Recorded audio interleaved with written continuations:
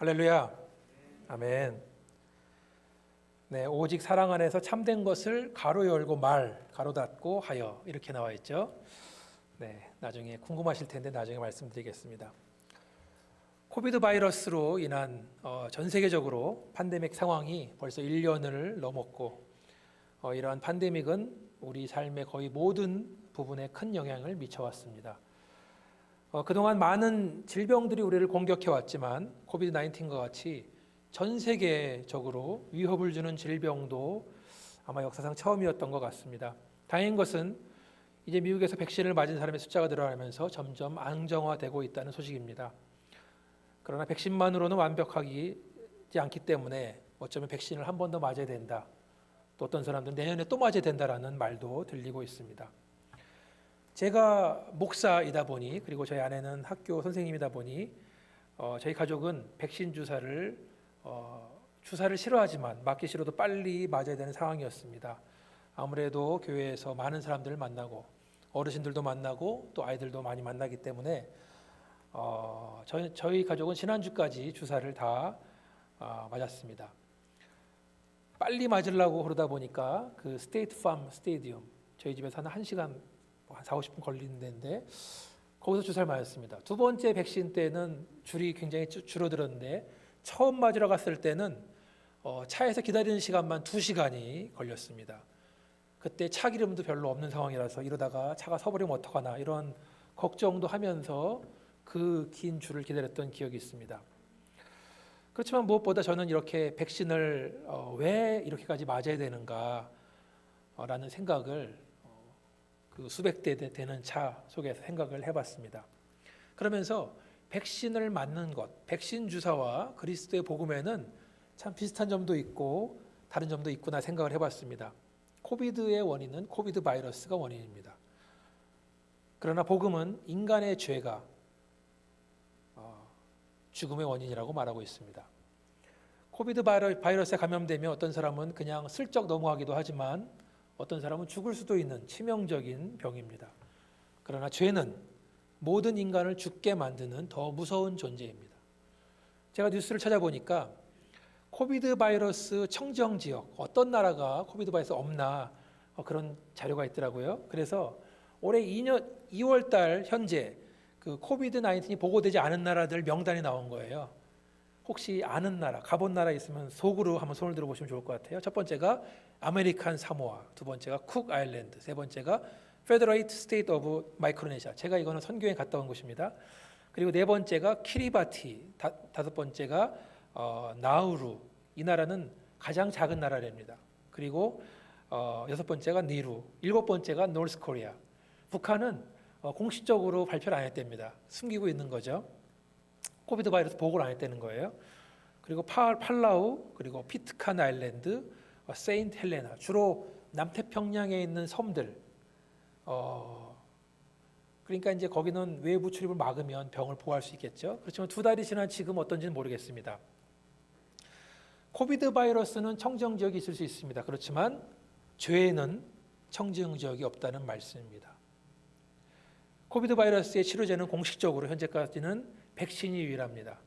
그러나 백신 주사에도 여러 가지 부작용이 있어서 어떤 사람들은 주사 맞기를 거부합니다. 그러나 죄로 인한 사망의 저주를 이길 수 있는 유일한 길은 복음을 믿는 것입니다. 예수께서 우리의 주님이시며 우리의 죄를 위해서 십자가에 죽으신 것을, 부활하신 것을 믿으면 우리는 죄의 문제를 해결할 수 있는 줄 믿습니다. 그런데 아이러니한 것은 코비드 바이러스의 존재가 전 세계 모든 사람들에게 알려지는 데 걸리는 시간은 1년밖에 걸리지 않았다는 겁니다.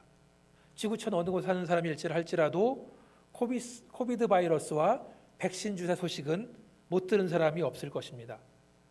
그런데 정말 아이러니한 것은 예수 그리스도의 십자가 사건이 일어난 지 2000년이 지났지만 아직까지도 예수의 이름을 들어보지 못한 사람이 너무나 많다는 사실입니다. 그 말은 아직까지 죄의 문제가 해결이 안 된 사람들이 셀 수 없이 많다는 것입니다. 우리 교회가 더욱 전도에 힘쓰고 우리 개개인들이 복음 전파에 순종해야 되는 이유인 줄 믿습니다. 코비드는 우리를 아프게 할 수 있고 심지어는 죽음에 이르게 할 수 있는 무서운 질병입니다. 그러나 죄는 우리를 반드시 죽일 수 있는 힘이 있습니다. 예수 그리스도의 복음만이 우리의 죄의 문제, 죽음의 문제를 모두 해결하는지 믿으시면 아멘 하시기 바라겠습니다. 아멘. 오늘 우리가 함께 읽은 본문을 보시면서 어디서 읽은 것 같다라고 생각하시는 것은 착각이 아닙니다. 왜냐하면 제가 작년 9월에 교회에게 주신 하나님의 은혜라는 제목으로 설교를 했던 동일한 본문입니다. 그 당시 설교 혹시 기억하신다면 잘 모르겠지만 하나님은 모든 성도들에게 은혜를 주셨는데 그 은혜는 교회를 세우는 데 필요한 은혜이고 은혜를 받은 모든 성도는 교회로 하여금 주님 맡기신 사역을 잘 감당하도록 성숙한 신앙생활을 해야 된다는 말씀을 드린 적이 있습니다. 오늘 설교 말씀도 근본적으로 별 차이는 없습니다. 그러나 저는 우리 교회를 생각하고 기도하면서 오늘 본문 말씀을 통해서 하나님은 오늘 우리에게 말씀하신다는 확신을 가지고 설교를 드립니다. 요새 코비드도 점점 좋아지고 날씨가 풀리면서 이제 미국의 운동 경기들, 스포츠들이 막 시작됐습니다. 팬데믹도 점점 줄어들면서 야구, 골프 등 이제 아주 유명한 스포츠들이 화려하게 재개를 합니다. 지난 4월 2일 뉴욕 양키스와 한국의 류현진 선수가 속한 토론토 블루제이스의 메이저리그 개막 경기가 양키 스테디움에서 있었습니다. 평소에 야구를 좋아하고 또 류현진이 잘하나 못하나 관심이 많은 저로서는 생중계를 온라인으로 봤는데 경기장에 사람들이 정말 많은 거예요.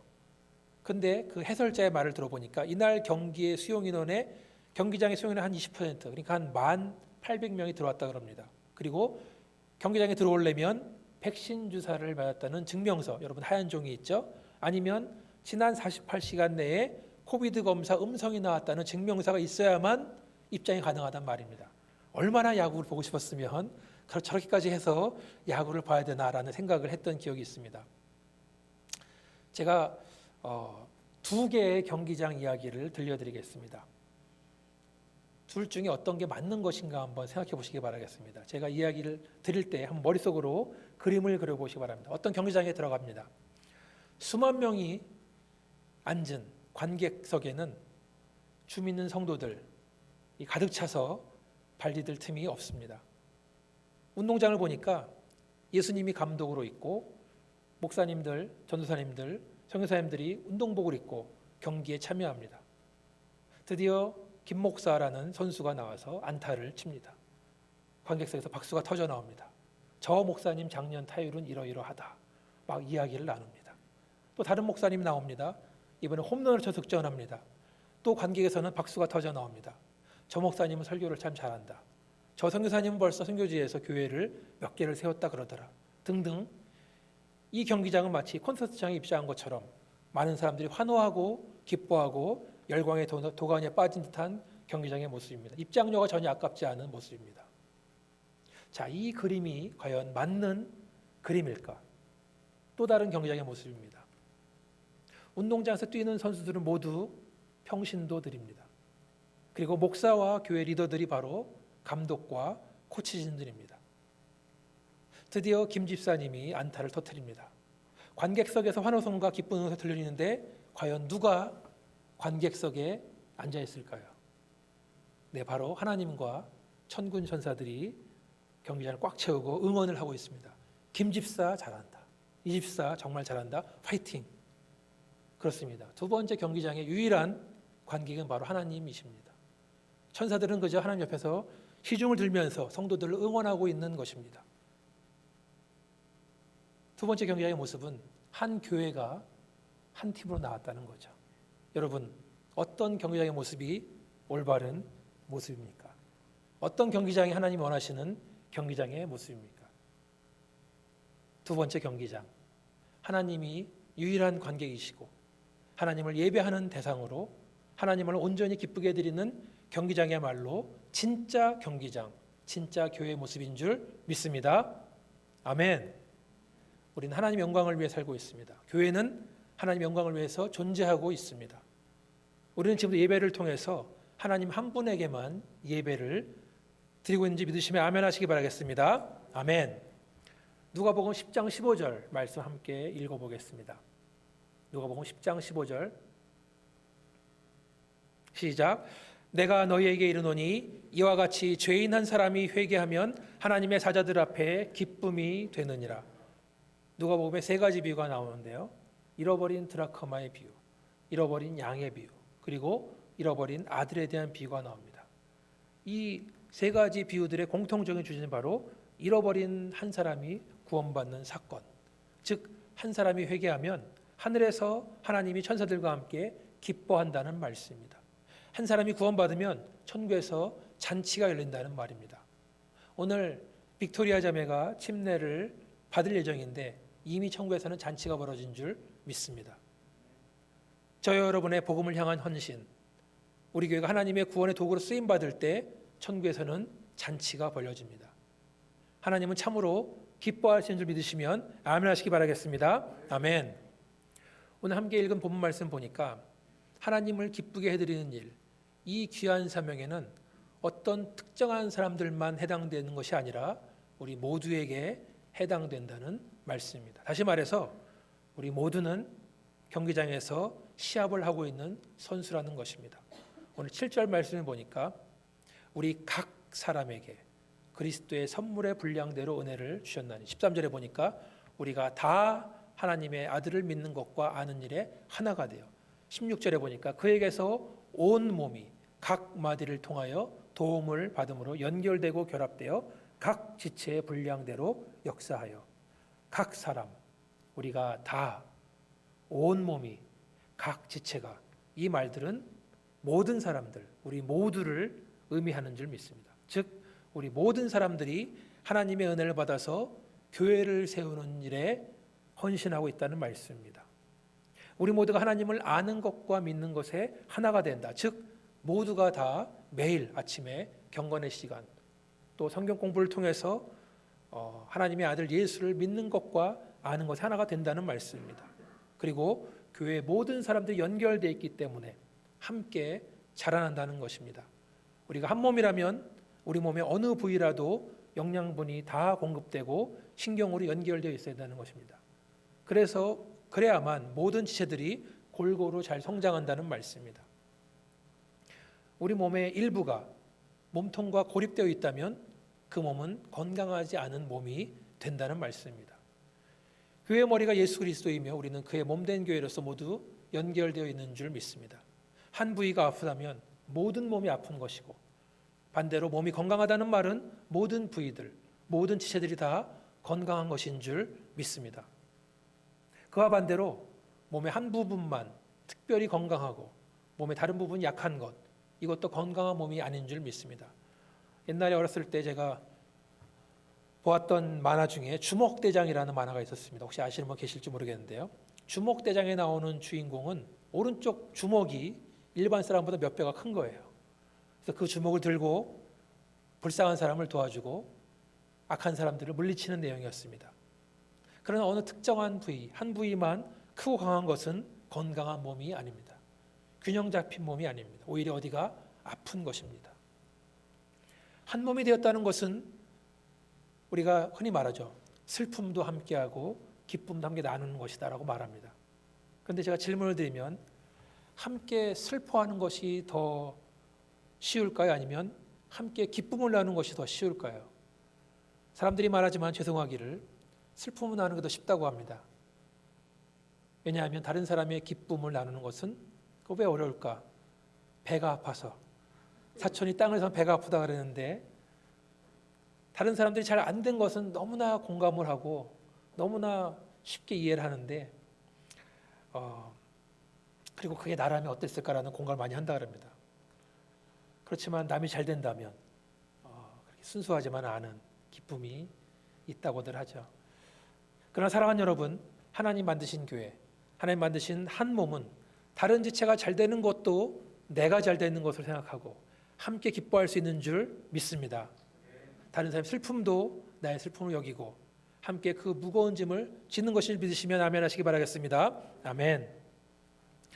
우리가 하나가 되었다는 것, 한 몸이라는 것은 우리가 하나님의 몸된 교회를 세우는 일에 동참한다는 말씀입니다. 아까 경기장 말씀드렸지만 몇몇 목사님들이나 몇몇 리더들이 슈퍼맨이 돼서 교회의 모든 일을 완벽하게 해내는 것이 아니라는 것입니다. 모든 교회가 모든 성도가 교회를 세우는 데 동참하고, 물론 개 중에는 동작이 빠른 사람도 있고 동작이 느린 사람도 있고 시간이 오래 걸리는 사람도 있겠습니다. 무슨 일을 하려면 설명을 해야 되고 설득을 해야 되고 한마음 가지려고 노력을 해야 되고 답답할 수 있습니다. 그러나 느리더라도 우리 모두가 함께하는 것이 바로 하나님이 원하시는 교회의 모습인 줄 믿습니다. 아멘. 그러면 어떻게 우리는 한 몸이 돼서 교회를 세우는 일, 하나님의 사명을 감당하는 일을 동참할 수 있는가? 11절, 12절을 한번 같이 읽어보겠습니다. 본문 11절, 12절. 시작. 그가 어떤 사람은 사도로, 어떤 사람은 선지자로, 어떤 사람은 복음 전하는 자로, 어떤 사람은 목사와 교사로 삼으셨으니 이는 성도를 온전케 하여 봉사의 일을 하게 하며 그리스도의 몸을 세우려 하심이라. 우리 뒤에서 잘 집중해 주시길 바라겠습니다. 교회는 하나님을 믿는 백성들, 성도로 되어 있지만 그 중에는 리더도 있습니다. 아까 경계에서 말씀드렸듯이 목사를 비롯한 교회 리더들은 선수들을 훈련시키는 코치와도 같습니다. 그리고 선수들은 또 교회의 좋은 리더가 되는 것이 또 올바른 방향인 줄 믿습니다. 이런 리더들이 하는 일은 성도를 온전케 해서 모든 성도로 하여금 봉사의 일을 하게 한다는 것입니다. 여기서 온전케 한다는 말, 영어 성경에는 equip이라고 나왔는데요. 이란 말의 첫 번째 의미는 뭐냐면 망가진 부분을 고친다. Fixing something that is broken. 근데 이 말이 어떻게 쓰이냐면은 성경에 어부가 그물을 깁는다라는 말로 쓰입니다. 마태복음 4장 21절을 같이 보시면 제가 읽어드리겠습니다. 거기서 더 가시다가 다른 형제 곧 세베대의 아들 야고보와 그 형제 요한이 그의 아버지 세베대와 함께 배에서 그물 깁는 것을 보시고 부르신, 여기서 그물 깁는 것, 이것이 바로 equip, 온전케 한다는 것입니다. 예수님이 제자들을 불렀을 때 야고보와 요한은 배에 앉아서 그물을 깁고 있었습니다. 고치고 있었습니다. 그물 중에 아마 빵꾸 난 곳이나 찢어진 곳을 아마 메우고 있는 것 같습니다. 어부랑 그물 생각할 때 아무리 많은 물고기를 끌어올린다 할지라도 그물이 찢어져 있다면 물고기들이 그 구멍으로 다 빠져나간다는 거죠. 그래서 먼저 그물을 완벽하게 손질을 한 다음에 물고기를 잡는 것이 순서입니다. 교회도 마찬가지입니다. 하나님께서 사람 낚는 어부로 되게 하신다고 말씀하셨는데 교회의 그 그물이 다 찢어져 있다면 아무리 새로운 사람들이 많이 온다 할지라도 다 빠져나간다는 말씀입니다. 먼저 그물을 깁는 것, 성도를 온전케 하는 것이 중요한 줄 믿습니다. 또 성도를 온전케 한다는 두 번째 뜻은 부족한 것을 공급한다. Supplying something that is lacking. 이란 말입니다. 데살로니가전서 3장 8절에 10절을 같이 보시겠습니다. 시작. 같이 읽겠습니다. 시작. 그러므로 너희가 주 안에서 굳게 선즉 우리가 이제는 살리라.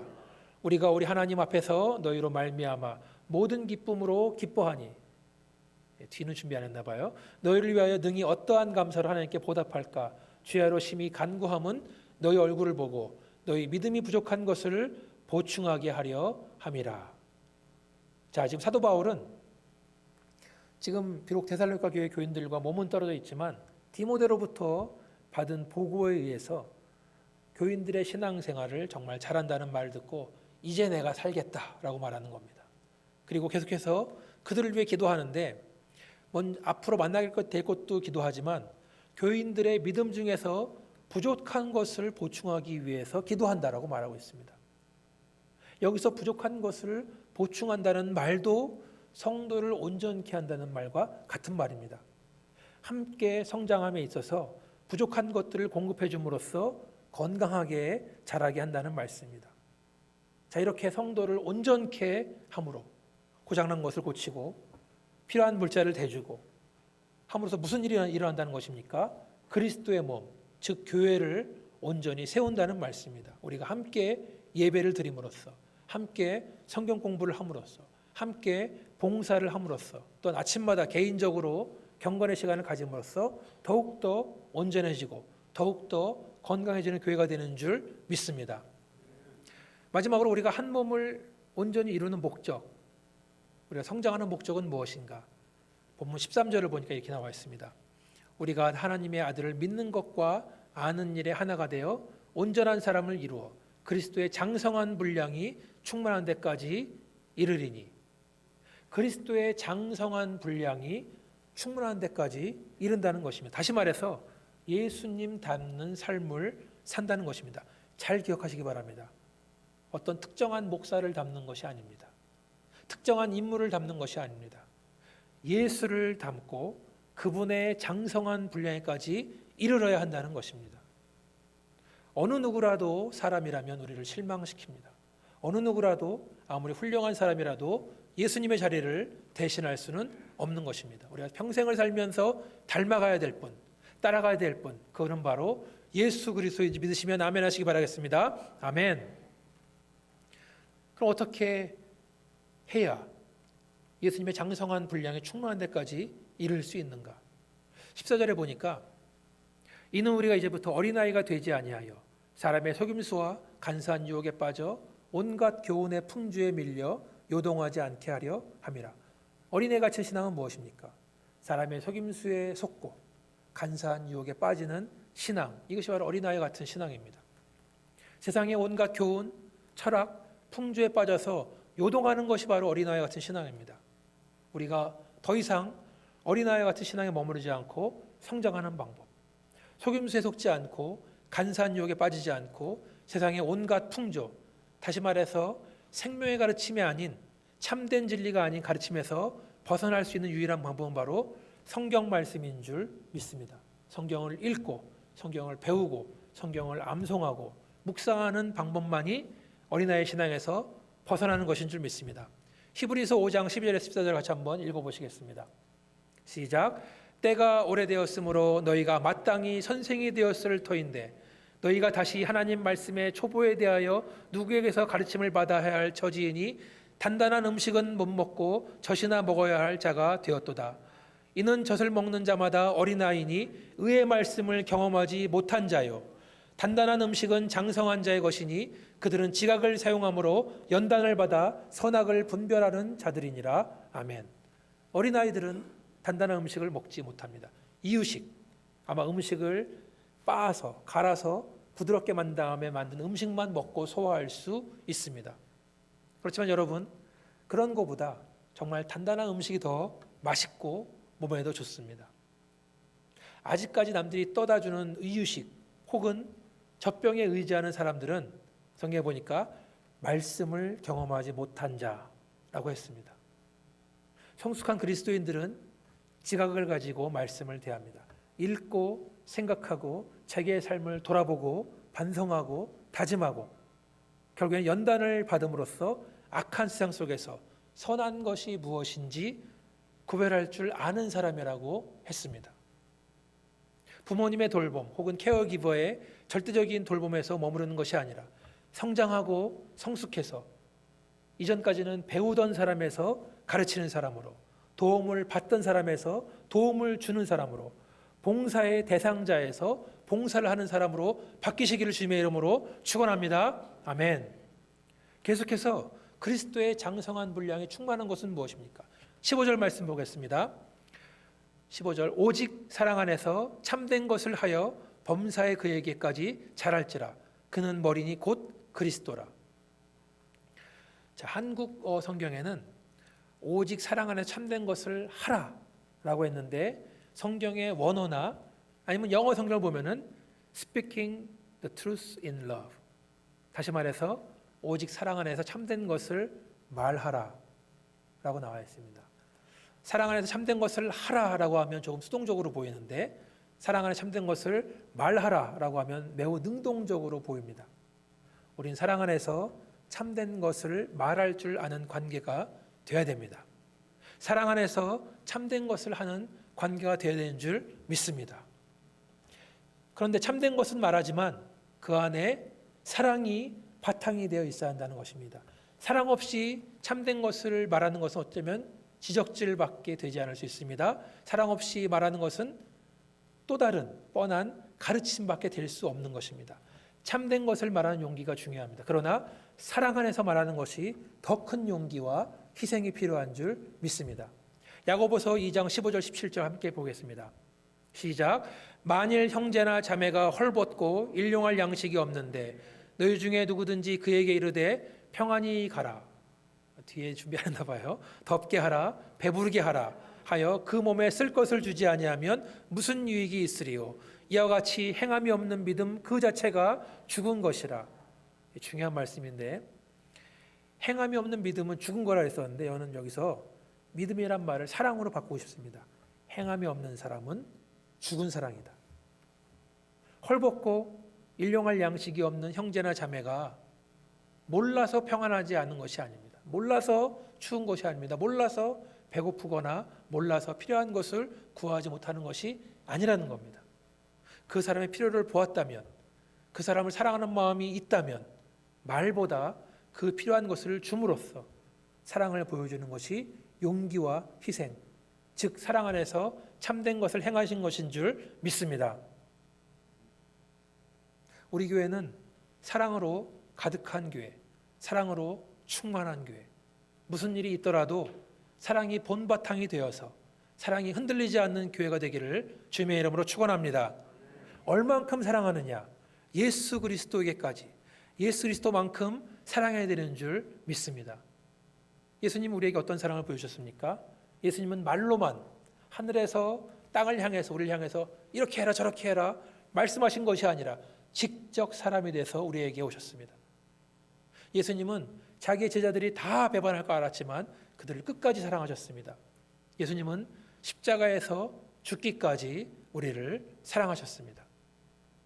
예수님처럼 사랑하되 본문에 보니까 범사에 모든 일에 in every way 사랑을 하고 했습니다. 다시 말해서 사랑에 있어서는 브레이크를 밟지 말라. 교회 안에서 사랑의 가속 페달을 밟고 열심히 달려야 하는 줄 믿습니다. 오늘 본문 16절 말씀 보겠습니다. 16절 시작. 그에게서 온몸이 각 마디를 통하여 도움을 받음으로 연결되고 결합되어 각 지체의 분량대로 역사하여 그 몸을 자라게 하며 사랑 안에서 스스로 세우느니라. 저는 이게 교회의 해부학인 줄 믿습니다. 아마 교회를 자르면 단면을 하면 이렇지 않을까 생각됩니다. 교회를 열어보니까 온몸이 다 연결되어 있습니다. 결합되어 있습니다. 서로 도움을 주고 도움을 받고 있습니다. 공급해주고 공급을 받고 있습니다. 각 지체는 그 분량대로 제 기능을 감당하고 있습니다. 그러면서 교회는 점점 자라나고 있습니다. 교회가 성장합니다. 그런데 이 모든 것들은 사랑 안에서만 된다는 말씀입니다. 결국 교회는 사랑이 무한정으로 실현될 수 있는 가정 안전한 공간인 줄 믿습니다. 서로 사랑한다고 고백해도 전혀 이상하지 않은 곳이 바로 교회인 줄 믿습니다. 만약에 교회에서 사랑이란 말이 가식적으로 들리고 가식적으로 통용된다면 정말로 회개해야 되는 줄 믿습니다. 그래서 저는 오늘 여러분에게 고백합니다. 여러분을 사랑합니다. 그리고 앞으로도 사랑하겠습니다. 여러분 앞뒤 좌우 돌아보시면서 고백하시기 바라겠습니다. 사랑합니다. 앞으로 더 사랑하겠습니다. 한번 고백하시기 바라겠습니다. 사랑하는 여러분, 사랑은 우리 교회에 절대적으로 필요한 줄 믿습니다. 사랑은 우리 사이에 놓여진 담들을 헐어버리는 줄 믿습니다. 사랑은 죽음도 이기는 사랑입니다. 사랑은 코비드도 이기는 사랑인 줄 믿습니다. 예수의 사랑을 깨닫고 배우고 경험하고 실천하는 우리 교회 되기를 주님의 이름으로 축원합니다. 사랑을 해보지 않은 사람, 사랑을 받아보지 않은 사람은 사랑을 할 줄 몰라요. 나에게 사랑이 없다면 내가 예수님 사랑을 받았나? 의심할 수밖에 없는 거예요. 내가 사랑한다면 하나님 주신 사랑 우리가 목격할 수 있는 거예요. 우리가 짐작할 수 있는 겁니다. 어떤 사람이 있는데 그 사람이 교회에서 너무나 봉사 잘하고 말도 잘하고 그러지만 찔러도 피 한 방울 나올 것 같은 사람이 있다. 사랑이 없는 것 같다. 문제가 있다는 말씀이에요. 사랑이 없는 목사다. 큰 문제입니다. 사랑이 없는 집사다. 문제입니다. 사랑으로 충만하시기를 축원합니다. 사랑으로 충만하면 다 됩니다. 사랑으로 충만하면 어떤 일이든지 다 할 수 있는 줄 믿습니다. 사랑으로 충만해야지만, 영혼을 사랑해야지만 우리의 사명, 영혼구역 사역을 잘 감당하는 줄 믿습니다. 오직 사랑 안에서 참된 것을 말하라. 참된 것을 하라. 기도하시겠습니다.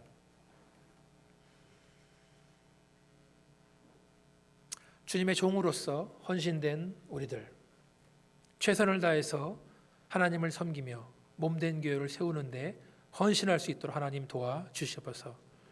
우리 교회 모든 성도가 예수님을 믿고 아는 것에 하나가 될 수 있도록 도와주시고 우리가 한 마음을 품을 수 있도록 도와주시옵소서. 우리가 그리스도의 장성한 분량이 충만한 데까지 이르게 하소서. 우리가 사랑 안에서 오직 참된 것을 말하게 하여 주시옵소서. 서로 사랑하는 공동체, 참 사랑에 목마른 영혼들이 모여드는 그런 아름다운 공동체 될 수 있도록 하나님 도와주시옵소서. 이 모든 말씀을 예수님 이름으로 기도합니다. 아멘.